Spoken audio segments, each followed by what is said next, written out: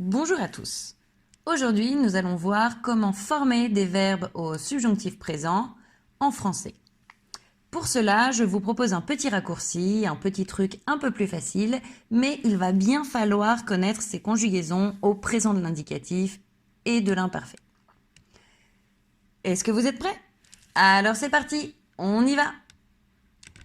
Pour former des verbes au subjonctif présent, il nous suffit tout simplement de prendre le verbe conjugué au présent de l'indicatif, à la troisième personne du pluriel, il, de supprimer la terminaison ENT et d'ajouter la terminaison des verbes du premier groupe au présent de l'indicatif pour les personnes du singulier je, tu, il, elle et on, et pour le il du pluriel.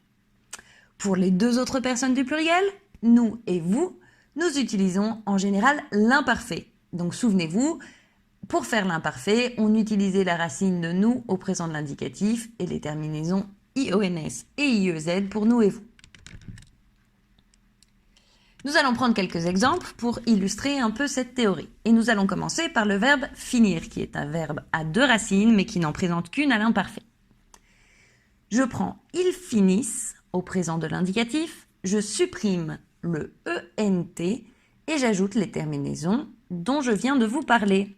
Et donc, ça me donne que je finisse, que tu finisses, qu'il, quel, qu'on finisse, que nous finissions, que vous finissiez et qu'il, qu'elle finisse. Nous allons prendre un autre exemple, cette fois-ci un verbe à trois racines, comme le verbe venir, qui va devoir utiliser deux racines différentes au subjonctif. Donc ça va nous donner que je vienne, que tu viennes, qu'il, qu'elle, on vienne, qui est pris de la racine de il au pluriel au présent de l'indicatif, que nous venions, que vous veniez, qui est pris directement de l'imparfait, et qu'il, qu'elle vienne, qui est pris de la racine du présent de l'indicatif, comme pour les personnes du singulier. Donc voilà, ça c'est la règle, mais évidemment il n'y a pas de règle sans exception. Et nous avons donc différents verbes irréguliers. Dans les verbes irréguliers, nous avons d'abord le verbe avoir, que j'ai, que tu aies, qu'il ait, que nous ayons, que vous ayez, qu'ils aient. Le verbe être, que je sois, que tu sois, qu'il soit, que nous soyons, que vous soyez, qu'il soit. Le verbe aller, que j'aille, que tu ailles, qu'il aille, que nous allions, que vous alliez, qu'ils aillent. Le verbe faire, que je fasse, que tu fasses, qu'il fasse, que nous fassions, que vous fassiez, qu'il fasse. Le verbe pouvoir, que je puisse, que tu puisses, qu'il puisse, que nous puissions, que vous puissiez, qu'il puisse. Le verbe savoir, que je sache, que tu saches, qu'il sache, que nous sachions, que vous sachiez, qu'il sache. Le verbe valoir, que je vaille, que tu vailles, qu'il vaille, que nous valions, que vous valiez, qu'il vaille.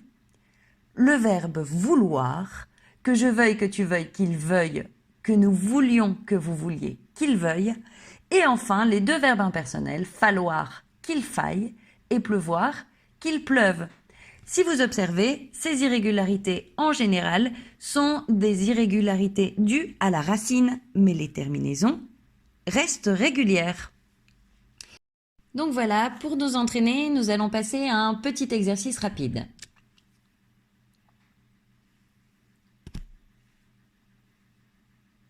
Que je finisse,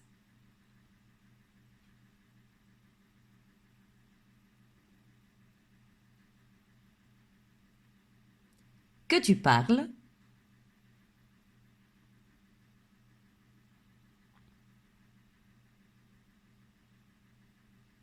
qu'il fasse, attention faire est un verbe irrégulier,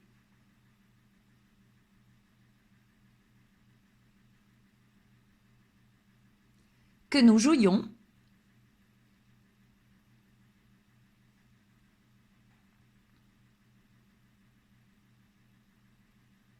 que vous partiez,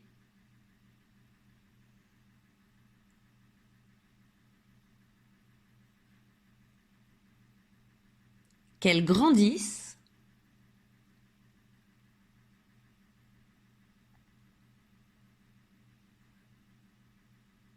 que je sois Attention, être est un verbe irrégulier.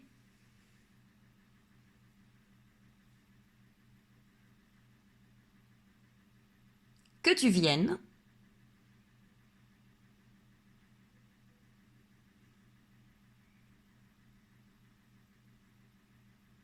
Qu'elle étudie.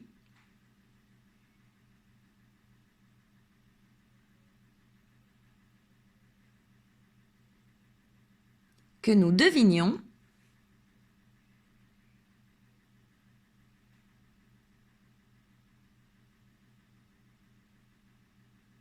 Que vous ayez, attention, le verbe avoir est aussi irrégulier.